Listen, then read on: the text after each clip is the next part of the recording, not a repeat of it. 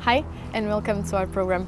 We are at Museum Silkeborg. This time we are going to check the Gifts for the Gods exhibition with Cru and Muriel. Let's go.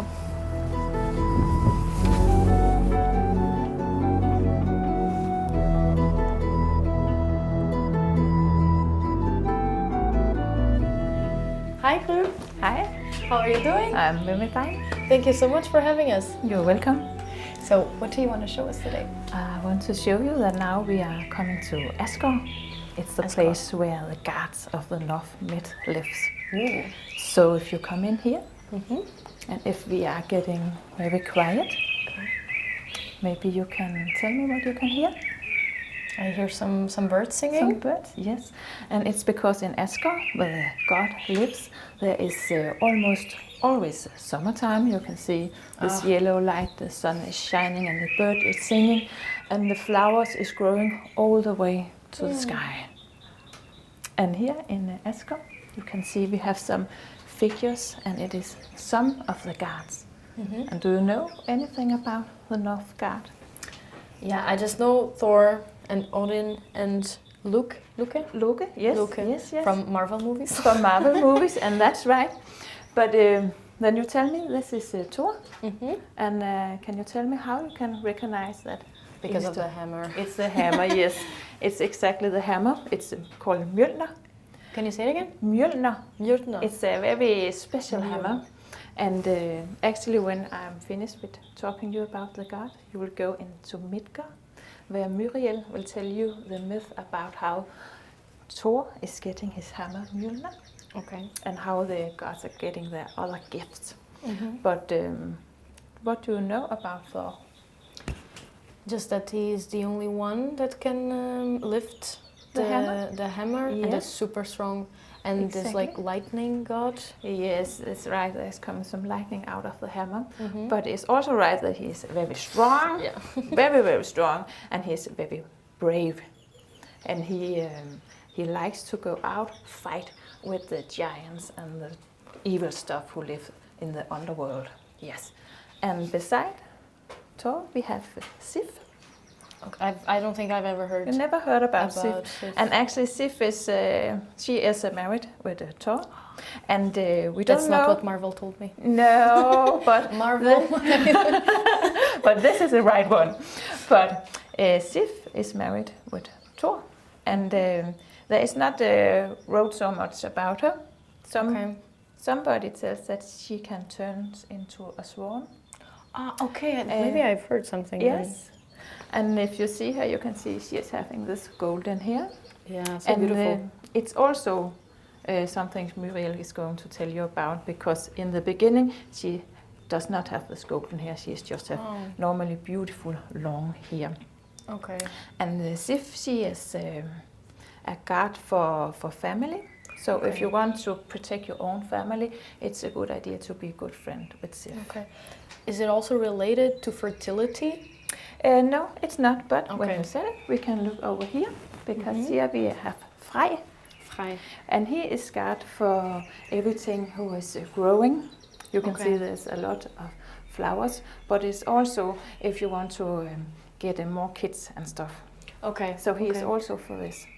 And why is there a pig? Is it a pig? Yes, it's a vildsvin. Okay. It's a kind of a pig. Yes. Okay. And it is a Gyldenbørste. Okay. And it is also one of the presents from the story you will hear later. And also the ship here is also a present for Frej. So Frej is god for everything who is going to grow in the human or in the nature. Okay. Yes. Everything. Wow. But he's a male, right? He's a male and he has a sister called Freya. Who's I think maybe you might have heard about her. Yes. And they are god for almost the same stuff. Okay. Yes. Yeah, because usually like fertility or growing things is usually more associated with female characters, right? Yes. And it's the sister, Freya. Okay. Yes. Okay. So Frej or Freya. But in this story we don't meet Freya, only Frej. So it's only the gods in here we will see in the story. Okay. But there is a lot of other gods. Yes. Yes. Yes. And then we have over here. You know a little bit about him, was that right? Yeah, that he's the father He's the father of Thor and yes. Luke. No. Marvel again. Marvel again, yes. But he is the king of the gods. So kind of a father for all of them, you can say. But not in real. Then he is only for Thor. And then also for Balder and Høder, but we don't meet them here. Was Loke also adopted by him, or was that also an invention from her? It's a little bit, right. Okay. A little bit. But actually, Loke is not a Garth. He is, we call it a Jette. Okay. It's the like evil mix. one. No, it's the evil one that is Jette. But Loke is allowed to live in Asgard. Okay. Because he is helping the god sometimes. Okay. And a lots of time he really fuck it up in Asgard. But then he is coming to make it good again. Yes. But Odin here, he is the king in Asgard. And he has a raven. Actually, he has two ravens. They are called Hugin and Munin.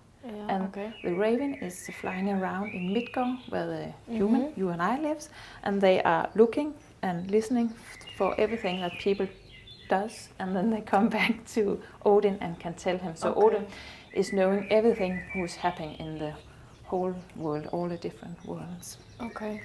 And if you see down here, you can see there is a weapon, gold and silver, and it's because Odin, he is god for the war also, but not like Thor, who is the one who's getting out and fighting.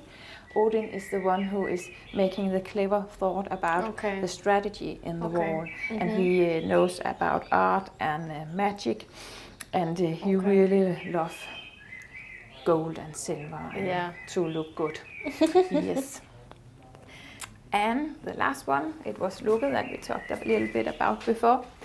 He is, like I said, he is a Jette, but he lives here in Asgard, and he makes trouble all the time. We have put a lot of snakes around him here because he is a little bit like a snake. He is coming sneaky, and then he is with people, and then he have to make it really good again, and that's why he is allowed to live here. And he had a lot of spacey children. He have a horse with 8 legs that he have given to Odin. 8 legs. 8 legs, and he is a father to the Midgårds Ormen, who is around the whole world. And the Fenris Ulven is a very big wolf. So he is. He had a wife, but he have another families around where he make this weird kids. And this kids is going to break down the world at Ragnarok when everything is going. So we kind of mixed species together? Yes. Yes, so he had sometimes he can turn into shapes. So once he was into a female horse, because Jette was having a big horse, a male horse, and then he would have the horse to get away. So Loke had to turn into a she horse, and then he was running away with the horse. And so it's kind of strategy also, who he decides to have kids with. Yes, but it was because he have told this man with the horse that if he could build a big wall around Asgard, then he was allowed to be married with this beautiful Freya. And then Freya, she was really get pissed off because she could see that the wall was getting really big, and the reason that he could was because he has this big horse. And then he had to switch into the female horse to get the horse away. So he couldn't be complicated. finished. There is so many stories, but it's also a story where he get wrong, and then he fix it. And Odin get this wonderful horses as well. And so basically the god and the goddess that are here, they have the symbols kind of that we're gonna hear about now in the story, right? That's right, because when you hear the story by Muriel, you can go to the Underverden when you can pick a diamond, and then you go back here to Asgard, and then you're gonna offer for one of the gods. So if you want to be more snaky like Loke, if you want to be a better liar, or teeth or something, then you can sacrifice for Loke. There's quite some... There is a lot of sacrifice here. And if you want the wood to grow and the flowers to be more beautiful, you go to Frey. And if you want to take care of your family, it's Sif. If you want to be strong and brave, you go to Thor. And if you want to get more money, get clever thoughts, then you will be giving your diamond to Odin. Okay. Yes. And you only have one diamond. You only have one, so you really Tricky. have to feel what you will pick. Yes. Okay. Well, thank you for the introduction. You're welcome. Now I guess we're going to Muriel, right? Yes, in Midgård under Yggdrasil livets træ. Okay. Thank you. Welcome. Hi, Muriel. Hi, Ruth. Come and join me on the first. Yes. Nice to meet you. Nice to meet you too. How are you doing? I'm very fine. And I'm also excited to introduce you to Midgård. This year is our second room in the exhibition of Gudernes. And yeah, right now, Gry, I think, has told you about the different worlds. Yeah. And one of those is Midgård, where the human people live, and also where the giants lived, which Gry was calling Jætten. So over here, we gather and we look at what Midgård, the world of the people, has to offer. And one of those things is this big tree that you can see over here. It is called Yggdrasil, and it's the world tree. Okay. It is so big that the branches that you see on top, they are so high up that they reach until Asgard, where the gods live. And up there in the branches, there's a lot of crazy animals living. One of those is a giant eagle. A giant eagle. A giant eagle. Can you find the eagle? A giant eagle.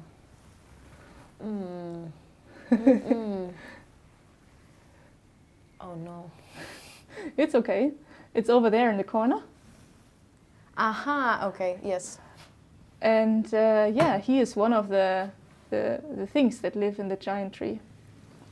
So this tree, Yggdrasil, it is connecting the different worlds with each other. So we've seen the branches going up, and its roots are going to the underworld.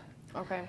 So there's like 3 levels. There's 3 levels, but there's also some other worlds that are on other places, which are very complicated. But the roots are going to the underworld where the dwarves live, and also there's a thing living down there. It's a big dragon called Nilhug. And Nilhug is chewing on the roots of the tree.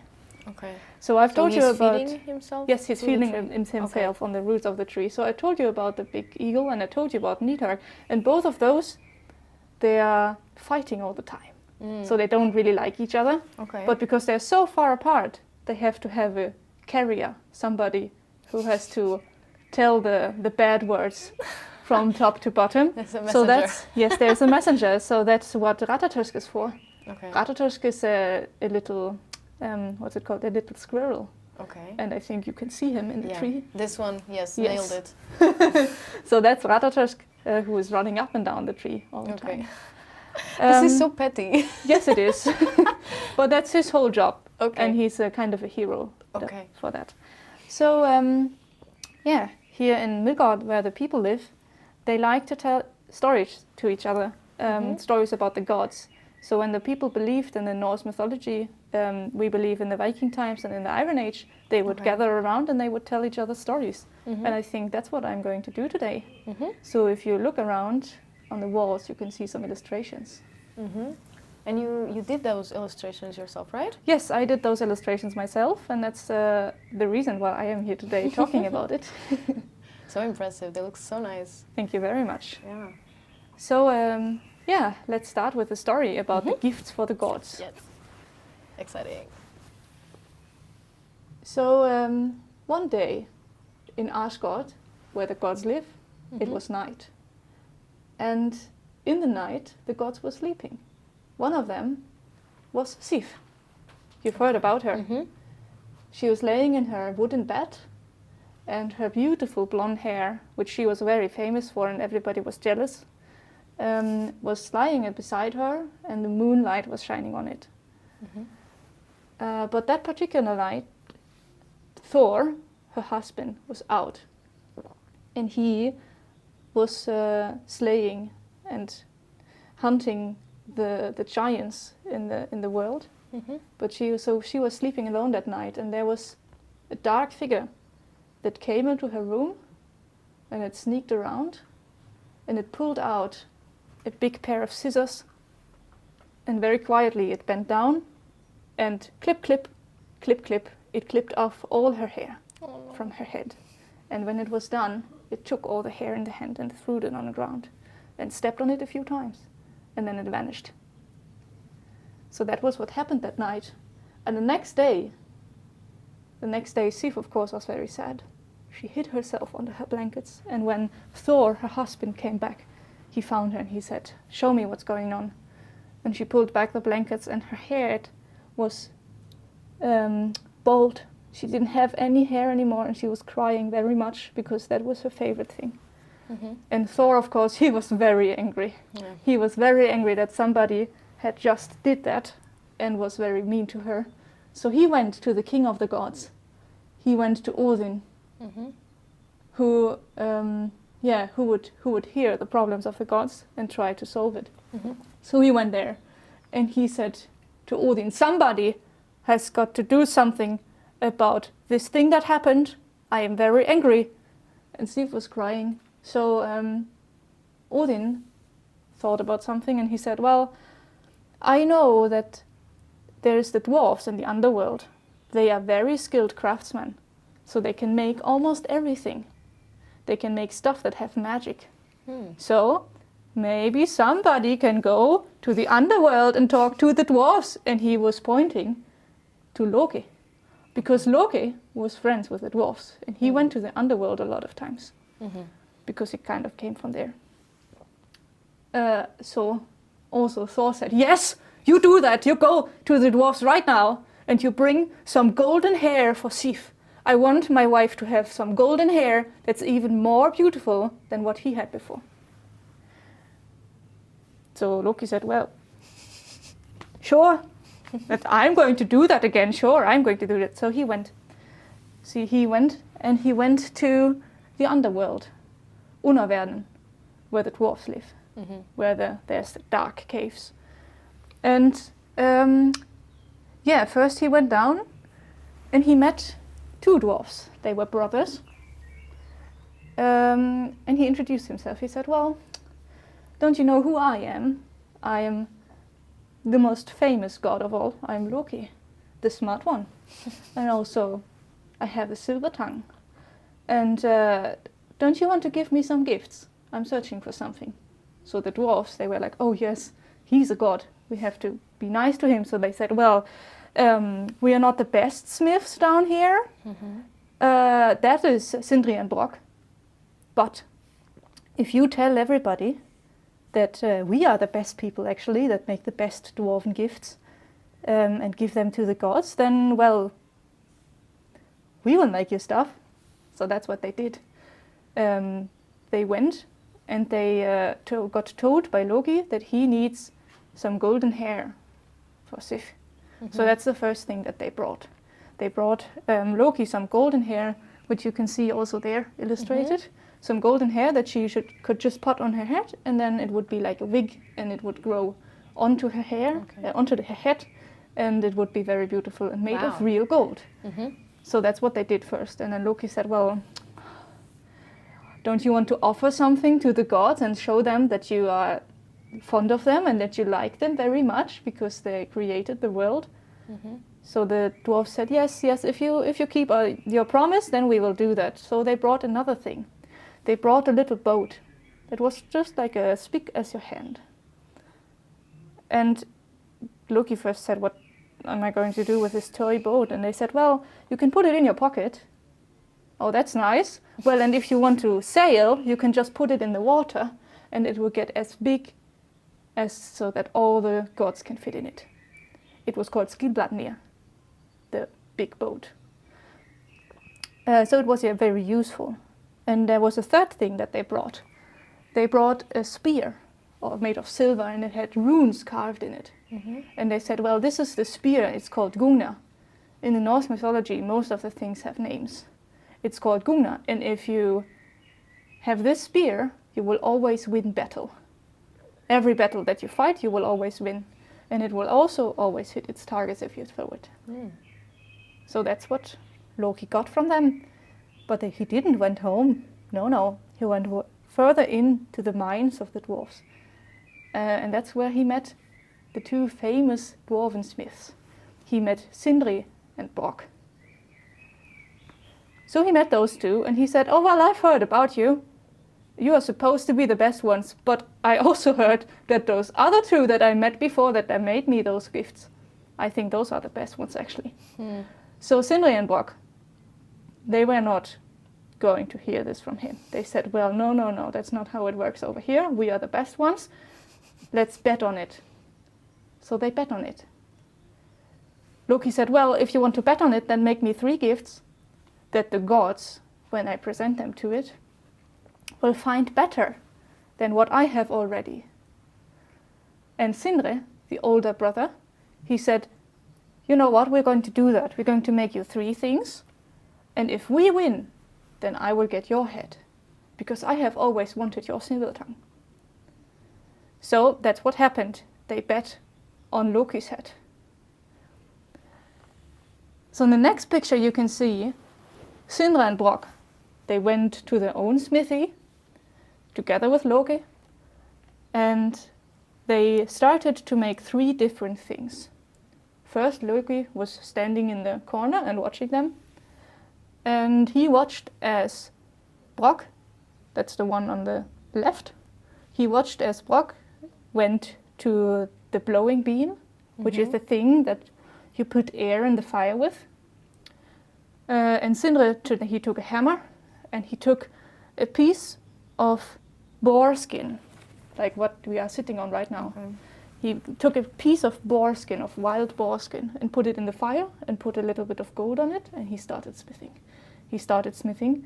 And he was smithing a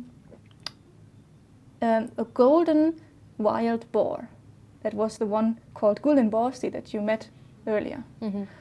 So he made a golden boar, and when he was done, he was standing it up and saying, well, this is Gullinborsti, and this is the golden boar. He is able to run so fast that he can run over the water and through the air, and also somebody can ride on him.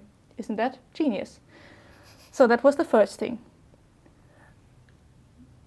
For the second thing, they put only gold in the fire. And that was the second where Loki said, oh, well, you guys, I'll leave you to it. Just you do your thing. I'm going to go a little tour. But actually, he was a little bit afraid because the boar was already very cool. So what he did was, Guri told you he could transform. So what he did was he transformed into a mosquito. And he flew back in to watch what's happening. So back in he saw, as again, Brock was working the blowing beam and Sindri was smithing something with the gold. And Sindri was saying to his brother, Brock, you have to use the blowing beam all the time. You can't stop, because if you stop, you know the magic is not going to work. The magic is not going to work. You have to press the air in at all times. So that's what happened. But that was Loki's clue. As the mosquito, he went down and he started stinging the Brock in the face, and on the arms and in the fingers. And Brock was being like, no, I can't squitch the edge. It doesn't, I can't stop. So they pulled through it. And in the end, Brock the smith was pulling out something from the fire, and it was a ring. It was a golden ring. And he presented it to his brother and said, well, this, my brother, is Draupnir. This is the golden ring that reproduces every night into 9 new rings. So whoever has it, it will make 9 new rings every night, and you will be rich forever. So he put it aside, and Loki got even more scared, because the next thing they put into the fire was a piece of iron. And they started smithing, and Brock said, this is the most important part. We have to keep pushing the air in. So Loki again started stinging one of the brothers, the brother with the with the blowing beam, started stinging him and stinging him and stinging him between the eyes and in the eyelids. And it started bleeding. And then at one time, the big brother Sindri was like, well, you do the air, I just go get some fresh air for myself. And that's what he did, he went away. So when Loki started stinging him again in the eyes, Brock thought, maybe that's my chance. And for 1 second, he wiped his eyes, because there was so much blood running, that he let go of the blowing beam. And in this moment, that's what we see in the illustration. In this moment, his big brother came back and he was angry. He was like, "No, you stopped the fire. That's not good. Now the magic is not going to work." And they pulled out what they had made before, and it was a big war hammer, like you could use to hit somebody with if you're in a fight. But the problem was that the war hammer had a much too short shaft, so it was hard to hold it. And that's why this hammer looks like this. So yeah, that was Loki's clue again. He went back, transformed, and went back in and said, "Oh wow, isn't that hammer a little bit too short?" We will see if the guys with the gods are still going to accept your gifts. Then, if this is a very short hammer, well, we'll see. So Brock still presented the hammer to Loki, and he said, "Well, this is Mjolnir. This is a very nice fighting hammer. You can throw it, and it will hit its target always, and then it will also circle around and come back to your hand. So that's the special thing about Mjolnir." That was it for this program, but stay tuned for the next one. In the meantime, don't forget to check our Facebook page, BURT, for updates on our schedules and programs. See you soon!